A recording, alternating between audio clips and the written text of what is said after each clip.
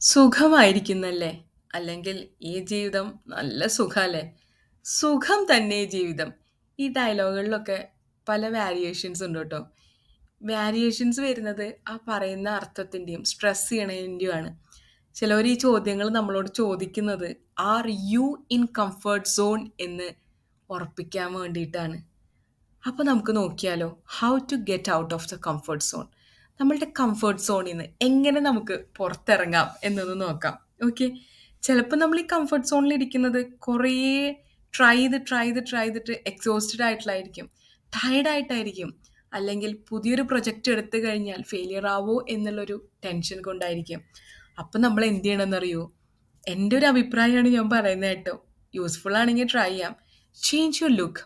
ചിലപ്പോഴൊക്കെ നമ്മുടെ internal mind set എന്ന് പറയുന്നത് നമ്മുടെ എക്സ്റ്റേണൽ ലുക്കിനെയും കൂടി കണക്ട് ചെയ്തിരിക്കും. ചിലപ്പോൾ നിങ്ങൾക്ക് ഒരു പാവം പിടിച്ച ലുക്കായിരിക്കാം. ലുക്കൊക്കെ ഒന്ന് മാറ്റി ന്യൂ ഹെയർ സ്റ്റൈലൊക്കെ ട്രൈ ചെയ്യുക. സ്ഥിരമിടുന്ന ഡ്രസ്സുകളിൽ അതൊക്കെ ഒന്ന് ചേഞ്ച് ചെയ്ത് നോക്കുക. നമുക്ക് കുറച്ച് സ്മാർട്ട് ലുക്ക് കിട്ടുന്ന ഡ്രസ്സ് റിസർച്ച് ചെയ്യുക. നമുക്ക് നോക്കാമല്ലോ, സെർച്ച് ചെയ്ത് നോക്കാം which one suit to me എന്നുള്ളത്. എന്നിട്ട് അതൊക്കെ ഒന്ന് ട്രൈ ചെയ്യുക. Change you look.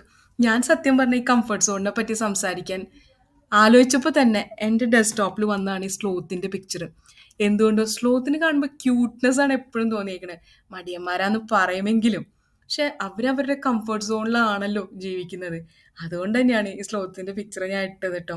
അപ്പോൾ ആ ലുക്ക് ഒന്ന് ചേഞ്ച് ചെയ്ത് നോക്കൂ. ട്രൈ ചെയ്യാം അല്ലേ? നമുക്ക് ഡ്രസ്സിങ് സ്റ്റൈൽസ് മാറ്റാം. മുടി കോംപ് ചെയ്യണ സ്റ്റൈല് മാറ്റാം. അല്ലെങ്കിൽ നമ്മൾ എങ്ങനെയാണോ സ്ഥിരം നടക്കുന്ന ആ മാനറിസംസ് മാറ്റാം. എങ്ങനെയായാലും നമ്മൾ ബോൾഡ് ആൻഡ് സ്മാർട്ട് ആയിരിക്കണം എന്ന് തീരുമാനിച്ചാൽ സ്മാർട്ടായി തന്നെ ഇരിക്കും. പതുക്കെ നമുക്ക് നമ്മുടെ കംഫർട്ട് സോണിൽ നിന്ന് പുറത്തു വരാനും പറ്റും കേട്ടോ. ഇനി ചിലപ്പോൾ കംഫർട്ട് സോണിൽ നമ്മൾ ഇരിക്കുന്നത് എന്തുകൊണ്ടാണെന്നറിയോ? നമ്മുടെ ഉള്ളിൻ്റെ ഉള്ളിൽ എവിടെയോ ഒരു പേടിയുള്ളത് കൊണ്ടാണ്. മുമ്പ് നമ്മൾ ഫെയിലിയർ രുചിച്ചതുകൊണ്ടാണ്. നമ്മൾ തോറ്റിട്ടുണ്ടാവും എവിടെയെങ്കിലുമൊക്കെ. അപ്പോഴും നമ്മൾ ഇപ്പം ഇരിക്കുന്ന കംഫർട്ട് സോണിൽ നിന്ന് മാറിക്കഴിഞ്ഞാൽ തോറ്റു പോകുമോ എന്നുള്ളൊരു ചിന്ത പിന്നോട്ട് വലിക്കുന്നതായിരിക്കാം. അപ്പോൾ എക്സ്പ്ലോർ യുവർ ഫിയർ.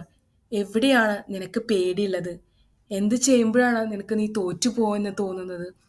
ആ പേടിയെ കണ്ടുപിടിക്കുക. എന്നിട്ട് പേടി മാറ്റാൻ എന്തൊക്കെ എനിക്ക് ചെയ്യാൻ പറ്റും ട്രൈ ചെയ്യുക. ഞാൻ തന്നെ പല കാര്യങ്ങൾ ട്രൈ ചെയ്തിട്ട് ചിലപ്പോൾ തോന്നും, ഓ ഇതൊന്നും വർക്കൗട്ട് ആവുന്നില്ലല്ലോ. അപ്പോൾ പുതിയ പേടി വരും കേട്ടോ. എല്ലാവരുടെ കാര്യത്തിലും അങ്ങനെയൊക്കെ തന്നെ ഉണ്ടാവും അല്ലേ? അപ്പോൾ എക്സ്പ്ലോർ യുവർ ഫിയർ. എന്നിട്ട് അതിനെ ടാക്കിൾ ചെയ്യുക. ഇനി ഞാൻ പേടിക്കില്ല. അതിന് നമുക്ക് ഗുണം ചെയ്യുന്ന ഒരു കാര്യമുണ്ട് കേട്ടോ. അഫർമേഷൻസ് എഴുതാം.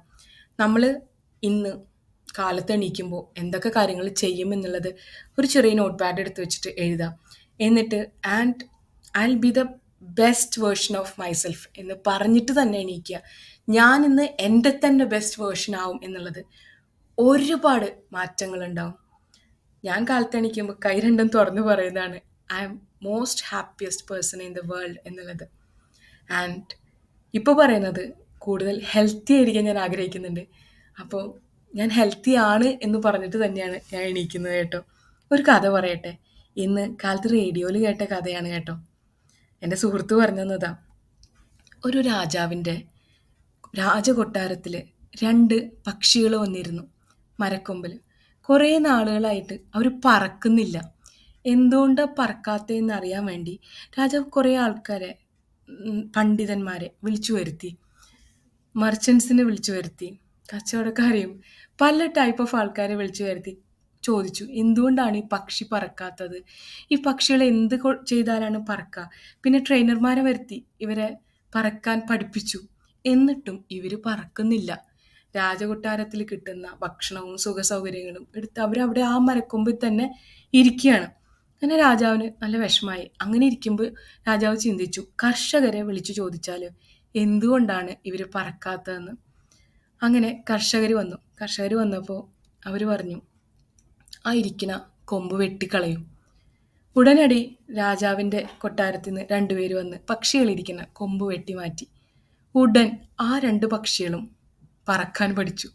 പറന്ന് പറന്ന് പറന്ന് അവരുടെ ആകാശം അവർ തന്നെ തേടിപ്പോയി. അതാണ്, നമുക്കൊരു കംഫർട്ട് സോൺ കിട്ടിക്കഴിഞ്ഞാൽ നമ്മൾ അവിടെ ഇരുന്ന് പോകും. നേരെ മറിച്ച് അങ്ങനെ ഒരു കംഫർട്ട് സോൺ ഇല്ല എന്ന് നമ്മൾ തിരിച്ചറിയുന്ന ആ ദിവസം നമ്മൾ നമ്മുടെ ആകാശം തേടിപ്പോകും, ഉറപ്പാണ്.